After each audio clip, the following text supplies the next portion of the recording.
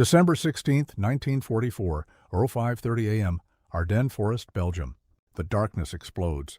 Artillery shells rip through the frozen sky, their thunder rolling across the dense pine forests of the Ardennes. German guns, thousands of them, have opened fire all at once. The ground trembles beneath the boots of Wehrmacht infantry, waiting in the icy woods.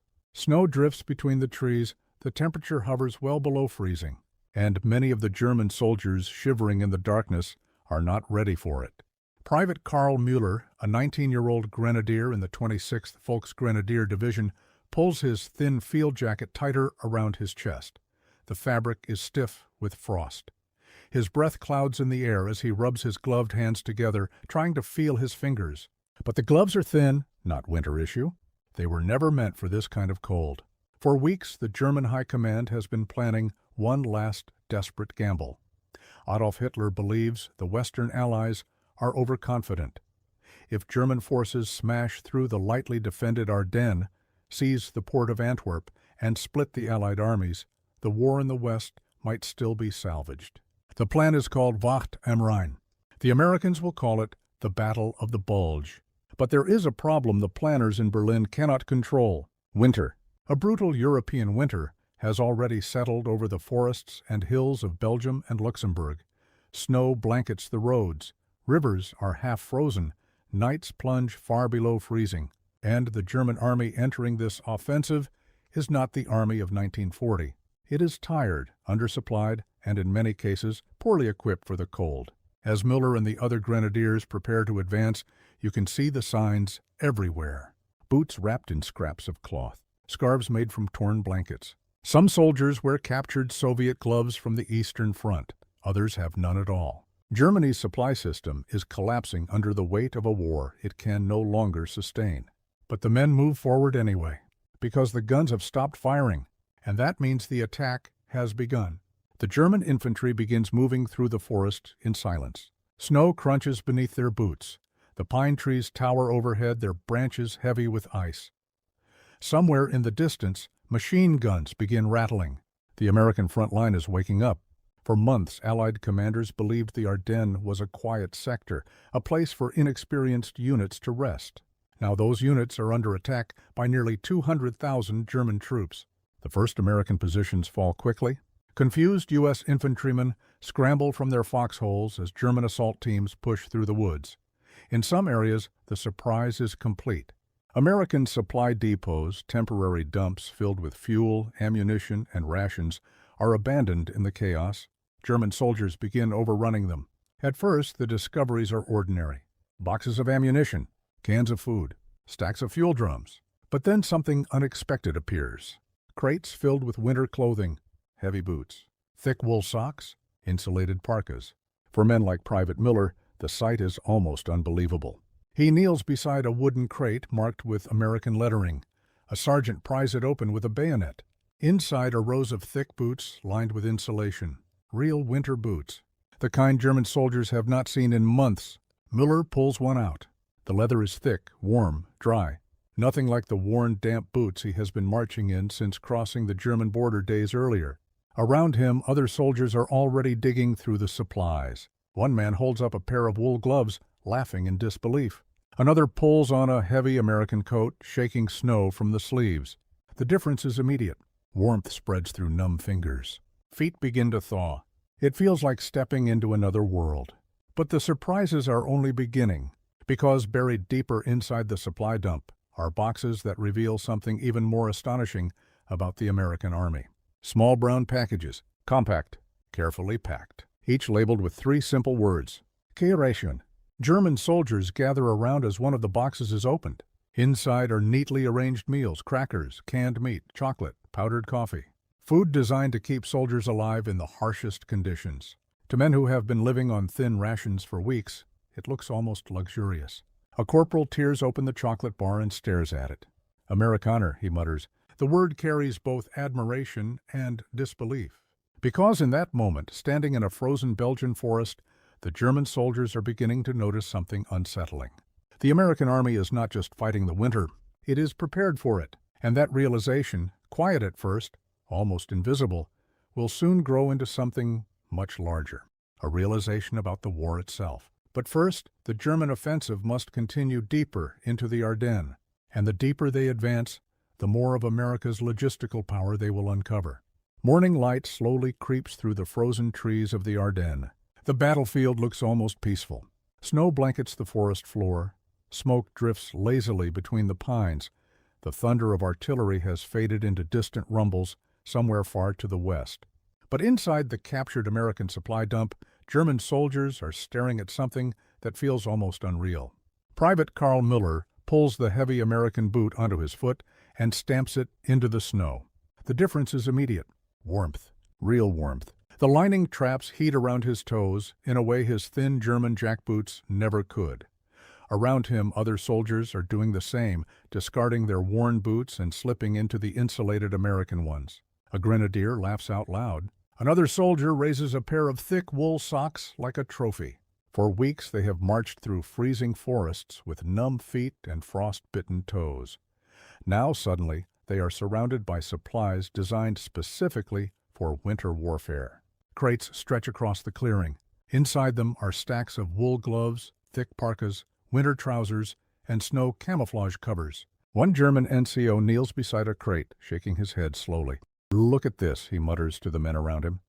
The Americans had planned for this weather. The Germans had not. The scene repeats itself again and again across the front during the first days of the offensive. German assault groups overrun American rear areas and stumble into supply dumps that seem almost endless. Boxes of ammunition, pallets of gasoline, stacks of medical kits. But what captures their attention most are the small details, the things that keep soldiers alive in winter. Hot beverage powder, thick sleeping bags, compact stoves designed to heat rations. Some German soldiers stare at these items with quiet amazement. Others react with something closer to anger.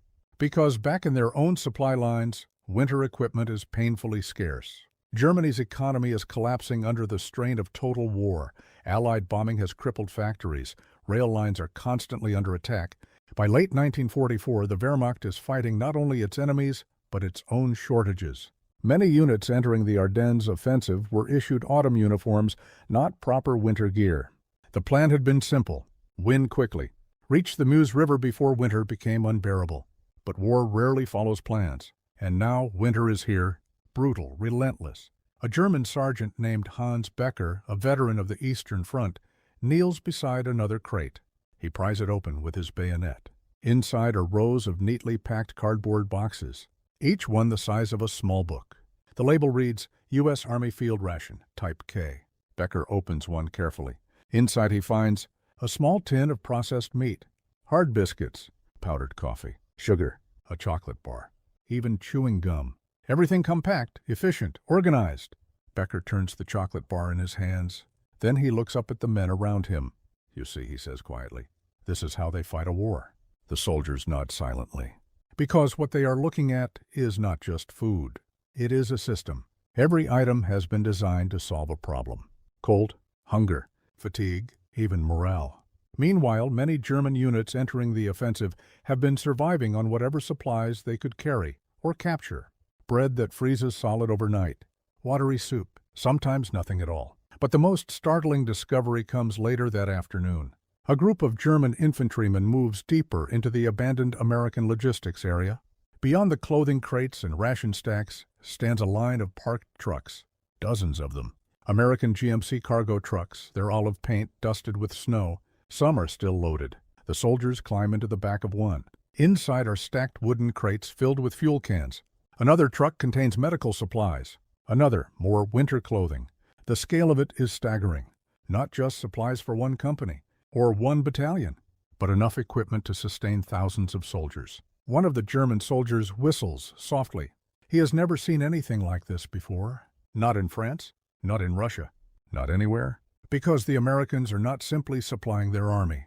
They are overwhelming the battlefield with logistics. As night falls over the Ardennes, German troops settle into captured American positions. Many of them now wear American boots and gloves. Some even wrap themselves in American winter coats. The warmth is a relief, but the discovery lingers in their minds, because the supplies they found today raise a question that no one says out loud. If the Americans can equip their soldiers like this, If they can move this much material across an ocean, how much more do they have behind them? Somewhere beyond the dark forests of Belgium lies the answer. Across the Atlantic, factories running day and night, shipyards launching cargo vessels faster than the Germans can sink them, an industrial machine feeding the Allied armies with endless supplies. The soldiers here in the Ardennes are only seeing a small piece of it, but even this small glimpse is enough to plant a dangerous thought. A thought that will grow stronger with every mile the German offensive pushes west. Because what they are discovering is not just warm clothing. It is the terrifying scale of American war production. And soon, the freezing winter of the Ardennes will begin proving exactly why that advantage matters. December 18, 1944. Somewhere along the narrow forest roads west of Clairvaux, Luxembourg. The snow is falling harder now. What had begun as a thin white dusting 2 days earlier has turned into a relentless winter storm. Wind sweeps through the valleys, carrying needles of ice that sting the face and freeze the eyelashes. German infantry trudge forward through knee-deep snow. The offensive is still moving, but more slowly now, far more slowly than the planners in Berlin ever imagined. Private Karl Müller marches at the back of a long column of grenadiers moving along a forest road. American trucks, captured earlier, crawl ahead through the darkness, their engines groaning under the weight of ammunition and fuel. The men are quieter tonight, not because of the enemy, because of the cold. Even with the American boots he found earlier, Müller can feel the winter pushing in from all sides. The wind cuts through the trees like a blade.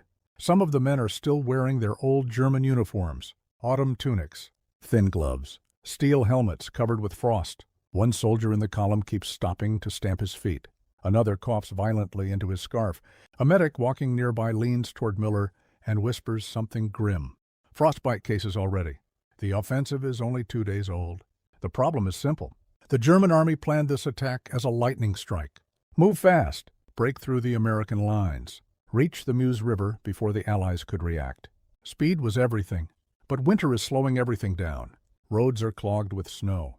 Vehicles slide off icy hillsides. Engines freeze overnight. And infantry, already exhausted from weeks of preparation, are forced to march through freezing forests with limited winter gear. Meanwhile, the American army is beginning to adapt. Late that night, Müller's unit halts near a small Belgian village. The houses are dark and silent. Inside one abandoned barn, the soldiers gather around a tiny stove someone managed to salvage from an American supply crate. A few men are heating K-Ration coffee over the flame. The smell fills the barn. Warm, bitter, comforting. Müller wraps his hands around a metal cup and feels the warmth seep back into his fingers. Across from him sits Sergeant Hans Becker, the veteran who opened the first ration crate 2 days earlier. Becker is staring at something in silence. A pair of American wool gloves. He turns them slowly in his hands. "You know what this means," Becker says quietly. No one answers, but they all know. The Americans had prepared for winter warfare. Their soldiers have insulated boots, layered clothing, heated rations, sleeping bags designed for freezing temperatures, even portable stoves. The German army, once famous for precision planning, is now fighting the same winter with equipment meant for October. And the difference is beginning to show. Outside the barn, the temperature continues to drop. -10 degrees Celsius. Then lower. American soldiers across the Ardennes are suffering too, but their supply system is working. Trucks continue bringing winter equipment forward.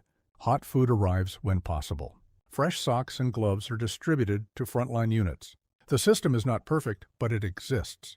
For many German soldiers, that kind of support has become rare. Their supply lines stretch all the way back into Germany. Fuel is already running short. Replacement clothing almost non-existent. The Ardennes offensive was supposed to capture Allied supply depots to sustain the advance. And for a moment, it worked. But as the German army pushes deeper into Belgium, those captured supplies begin to run out. And winter is still getting worse. December 19th. Near the crossroads town of St. Vith, German infantry advancing through the forest encounter something unexpected. A group of American soldiers, but these men are not retreating. They are digging in. The Americans wear thick winter parkas. White snow camouflage blends them into the frozen landscape. Machine guns are already positioned behind snowbanks. Artillery begins falling moments later. The German advance stalls. Not because the Americans outnumber them, but because the Americans are holding ground long enough for reinforcements to arrive, holding long enough for supplies to keep flowing, holding long enough for winter to start doing the work for them. Back in the German lines, Miller wakes before dawn. His breath freezes in the air as he crawls out of a shallow foxhole. The snow around him is stained dark from melted frost and mud. Nearby, a soldier is being helped to his feet. His hands are wrapped in bandages. Frostbite. Another man cannot feel his toes. A medic shakes his head grimly. And suddenly the warm American boots Miller found earlier feel less like a lucky discovery, and more like a warning. Because the deeper the German army advances into the Ardennes, the clearer something is becoming. They are not just fighting the Americans. They are fighting the American supply system. And that system was built to win wars of endurance, not quick offensives. As the frozen days pass, more German soldiers will begin noticing the same unsettling truth. The Americans seem prepared for a long winter war. Germany is not. And soon, that difference will begin shaping the entire battle. December 20th, 1944, near Bastogne, Belgium. Dawn breaks slowly through a sky the color of steel. Snow covers everything now: roads, rooftops, artillery positions, abandoned vehicles half buried along the forest tracks. The once fast German advance is beginning to feel heavy, sluggish, uncertain. But in the early hours of the morning, German officers are still chasing the same dream. Reach the Meuse River, break the Allied front, end the war in the West. Columns of Panzer IV and Panther tanks rumble cautiously down icy roads toward the crossroads town of Bastogne, one of the most important logistical hubs in the Ardennes. 7 major roads intersect there. Whoever controls Bastogne controls the movement of armies, and the Germans know it. If Bastogne falls quickly, the offensive can continue west. But there is a problem. American soldiers are already digging in. Inside the town, elements of the 101st Airborne Division, freshly rushed into the battle by truck, are preparing defensive positions in the frozen ground. Private William Bill McCarthy, a paratrooper from the 502nd Parachute Infantry Regiment, stomps his feet against the cold as he checks the ammunition belt of his machine gun. He pulls his gloves tight. Thick gloves. American winter issue. Behind him, another soldier unwraps a fresh pair of wool socks from a supply crate that arrived just hours earlier. A third man heats a can of rations over a small gasoline stove. Outside the foxholes, the wind howls through the snow-covered streets. But the American soldiers have something the Germans increasingly lack: a steady flow of supplies. German reconnaissance units approaching Bastogne begin noticing the signs almost immediately. American trucks moving along the roads. Columns of artillery being positioned in defensive lines. New infantry arriving from the west. The town is filling with troops faster than expected. And yet the Germans attack anyway, because speed is still their only chance. Private Carl Miller's unit reaches the outskirts of Bastogne late that afternoon. The forest around the town is scarred with artillery craters and shattered trees. Snow drifts have turned the ground into a maze of white ridges and frozen mud. Machine gun fire rattles across the hills. American artillery answers with thunder. Miller dives into the snow beside a fallen log as shells explode nearby. He presses his face into the cold earth, waiting for the barrage to stop. When it finally does, the attack begins. German infantry rush forward through the forest, but the Americans are ready. Machine guns cut through the trees. Mortars explode among the advancing soldiers. The attack stalls. Then another attack begins, and another. By nightfall, the German advance toward Bastogne has slowed to a crawl. Inside a captured farmhouse outside the town, Sergeant Hans Becker studies a crude battlefield map spread across a wooden table. Several German officers stand around him, their breath visible in the freezing room. The news arriving from the front is not good. Fuel shortages are already affecting armored units. Some tanks have been abandoned after running dry. Supply trucks are struggling to reach the front through icy roads and Allied air attacks. Meanwhile, American resistance is stiffening everywhere. Becker points to the map. "You see this?" he says quietly. The officers lean closer. Bastogne sits in the center of the map like a knot tying the road network together. As long as the Americans hold it, German supply lines must snake around narrow forest roads. Every mile becomes slower. Every truck becomes more vulnerable. Becker taps the map again. They keep bringing supplies, he says, and we keep burning fuel to get here. No one speaks, because they are beginning to understand something dangerous. This battle is becoming a test of logistics, not courage, not tactics. Logistics. Outside the farmhouse, the cold deepens as night falls. The temperature drops far below freezing. German soldiers huddle in foxholes, wrapping themselves in blankets and captured American coats. Some chew frozen bread. Others sip weak coffee made from captured rations. Across the lines, American troops heat fresh meals. Medical units treat frostbite. Supply trucks continue arriving through the darkness. The difference is not always visible in the chaos of battle, but it is there. Quiet, constant. A machine feeding one army, while the other slowly runs out of strength. 3 days into the offensive, German commanders are beginning to notice the pattern. Every mile westward costs more fuel, more ammunition, more men, and winter is amplifying every weakness. Engines freeze overnight. Wounded soldiers struggle to survive the cold. Frostbite spreads through exhausted infantry. Meanwhile, the Americans keep fighting, keep resupplying, keep holding the critical crossroads that keep the Allied system functioning.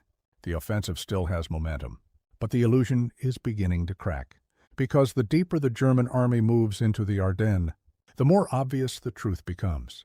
They are advancing into a battlefield where the enemy's greatest weapon is not tanks, not artillery, but an industrial and logistical system designed to outlast them. And soon, the frozen forests around Bastogne will expose that truth completely. December 22, 1944, Bastogne, Belgium. The snow has stopped, but the cold has not. A gray winter sun hangs low above the frozen town as German artillery shells crash into the American defensive lines surrounding Bastogne. The explosions send geysers of snow and dirt into the air, rattling windows and collapsing shattered buildings. For 4 days now, German forces have tried to crush the defenders, and for 4 days the Americans have refused to move. Inside a foxhole just outside the town perimeter, Private Bill McCarthy wipes snow from the receiver of his machine gun. His eyelashes are crusted with ice. His face is raw from the wind, but his hands, protected by thick wool gloves, still work. Around him, soldiers of the 101st Airborne Division crouch in their defensive positions, scanning the tree line. The Germans are out there somewhere, waiting, preparing the next assault. Behind the American lines, supply trucks have been arriving whenever the roads allow it. Crates of ammunition, medical kits, winter clothing, even small luxuries. Chocolate, coffee, dry socks. The deliveries are irregular because German forces have nearly surrounded the town, but they are enough. Enough to keep the soldiers fighting, enough to keep Bastogne alive. Just 2 miles away, the situation looks very different. Private Karl Miller and his fellow grenadiers crouch inside a shallow trench carved into frozen ground. Their breath fogs the air. A thin wind cuts through the trees, and the supply situation is getting worse. The captured American gear they found during the early days of the offensive is beginning to wear out. Gloves are torn, boots soaked from constant marching through snow, and replacements are almost impossible to find. German supply trucks struggle to reach the front. Many have run out of fuel before they even arrive. Others are destroyed by American artillery or aircraft when the skies briefly clear. What little food reaches the soldiers is often frozen solid. One man hacks at a loaf of bread with his bayonet just to break off a piece. Another soldier warms his hands over a tiny stove fueled by scraps of wood torn from a ruined fence. Winter is slowly draining the strength of the army that launched the offensive. Late that morning, a small German delegation approaches the American lines under a white flag. 2 officers walk carefully through the snow, carrying a message. Inside Bastogne, the Americans gather to hear the demand. The German commander, General Heinrich Freiherr von Luttwitz, has sent a message offering the American garrison a chance to surrender. The note warns that continued resistance will lead to the complete annihilation of the town. The message reaches Brigadier General Anthony McAuliffe, the acting commander of the 101st Airborne Division. McAuliffe reads the demand.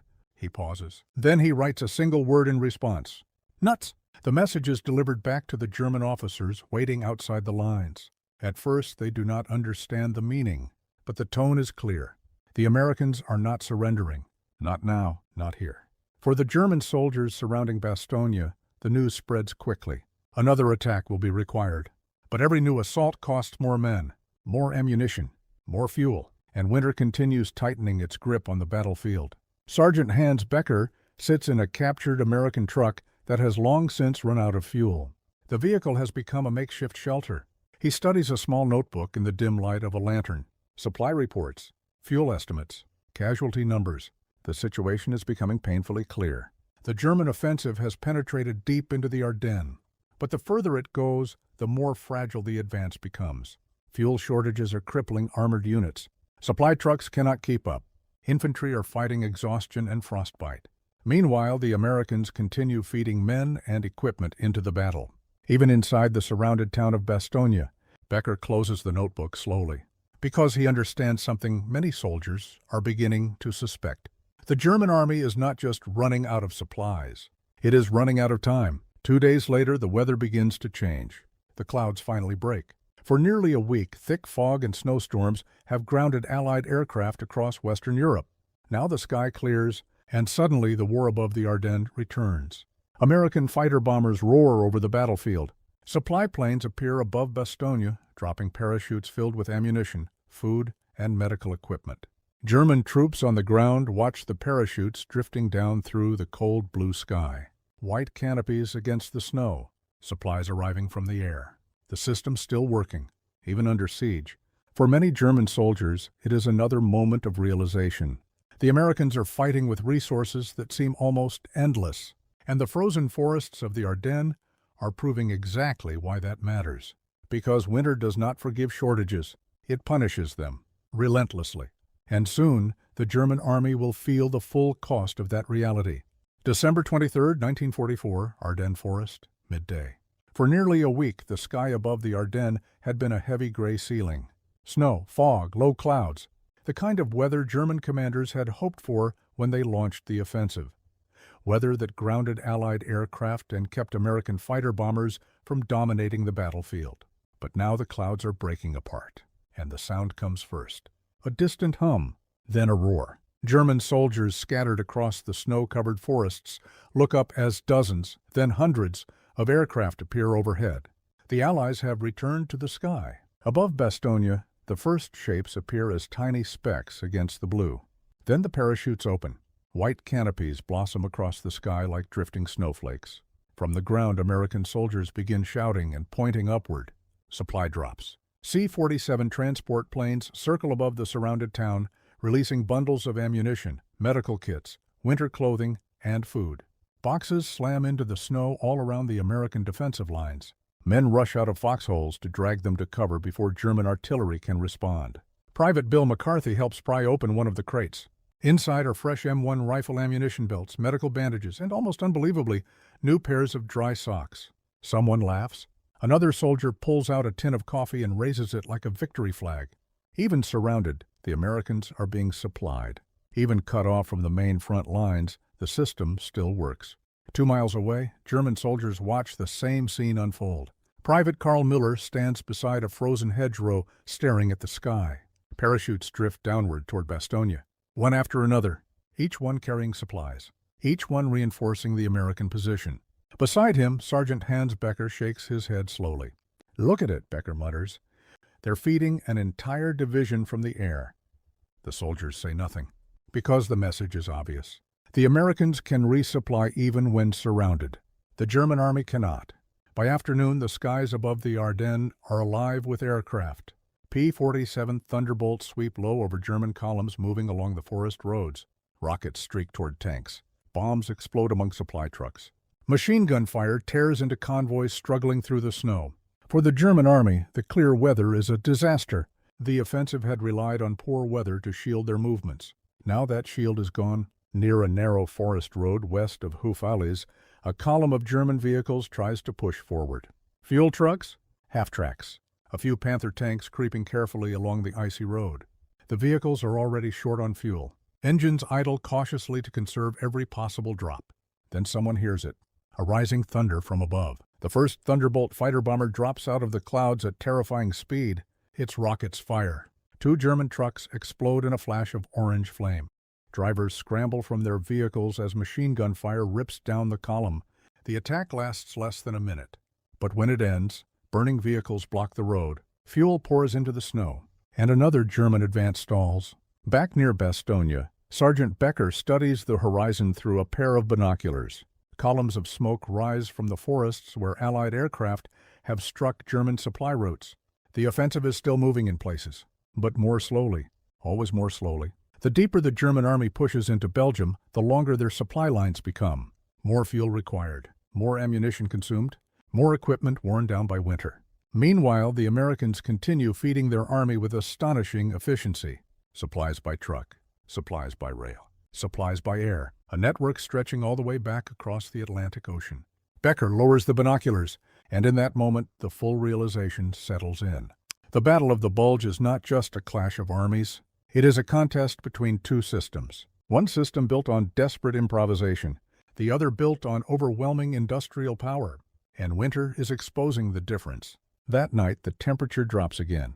German soldiers huddle inside foxholes and abandoned buildings. Frostbite cases increase, engines freeze, fuel reserves shrink further. Across the lines, American soldiers endure the same cold winds, but they have dry clothing, heated rations, medical supplies, fresh ammunition. The difference is subtle in the moment, but over days, over weeks, it becomes decisive. Because war in winter is not just about bravery, it is about preparation. And the German soldiers who first opened those American supply crates days earlier are beginning to understand something profound. Those boots, those gloves, those small K-ration boxes, they were not luxuries. They were proof of something much larger. Proof that the United States had built a war machine designed to sustain armies anywhere on Earth, even in the frozen forests of Belgium. And now that machine is beginning to push back.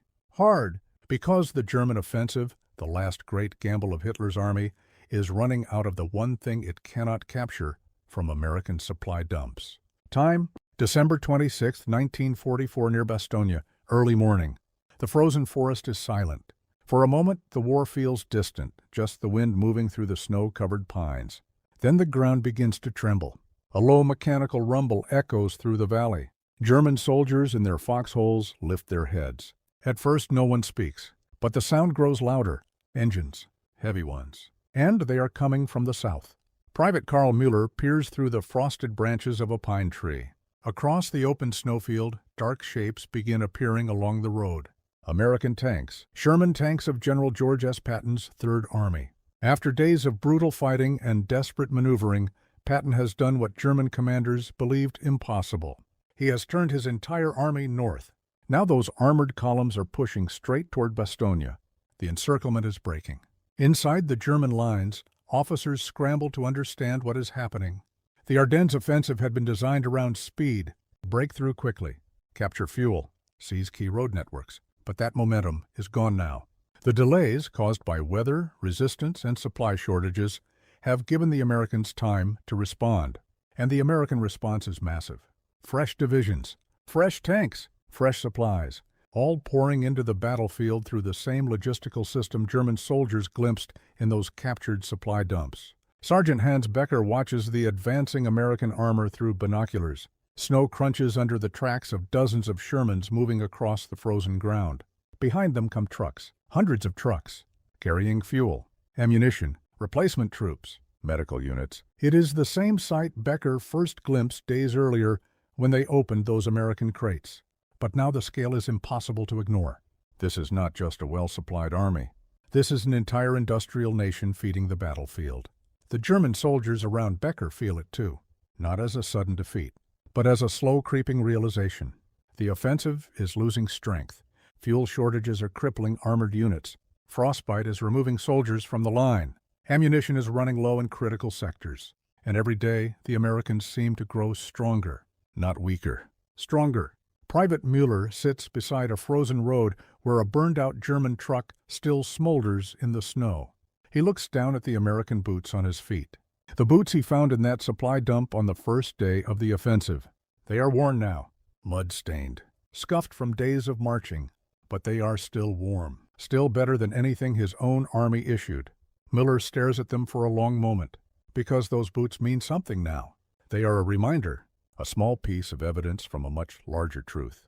The Americans had prepared for this war in ways Germany no longer could. Prepared with factories, with ships, with endless supplies crossing the Atlantic, prepared to fight through winter, through setbacks, through long battles of endurance. By early January, the German offensive finally grinds to a halt. The bulge in the Allied front begins shrinking as American and British forces push the Germans back toward their starting positions. Thousands of vehicles are abandoned in the snow. Fuel tanks sit empty. Frozen artillery pieces are left behind. The forests of the Ardennes are littered with the wreckage of the last major German attack in the West. For the German soldiers who survived the battle, one memory lingers. Not just the fighting, not just the freezing cold, but the moment they opened those American crates, the gloves, the winter coats, the warm boots, the small boxes of K-Ration. At the time, it seemed like a lucky discovery, captured supplies in the chaos of battle. But in hindsight, it was something else entirely. A glimpse into the enormous system behind the American Army, a system capable of supplying millions of soldiers across oceans and continents, a system that could keep armies alive in the worst winter Europe had seen in years, and a system Germany simply could not match anymore. The Battle of the Bulge would become the last great German offensive on the Western Front. It cost the Wehrmacht tens of thousands of irreplaceable soldiers, vast amounts of equipment, and the last reserves of fuel the Reich could gather. After the Ardennes, the German army would never again mount a major attack in the West. From that point forward, it would only retreat, back across Belgium, back across the Rhine, and eventually back into Germany itself. But for men like Karl Müller, the realization had come earlier. In a frozen clearing in the Ardennes, standing beside a wooden crate of American winter boots, a small moment, a quiet discovery, and the first sign that the war was already slipping beyond Germany's ability to fight.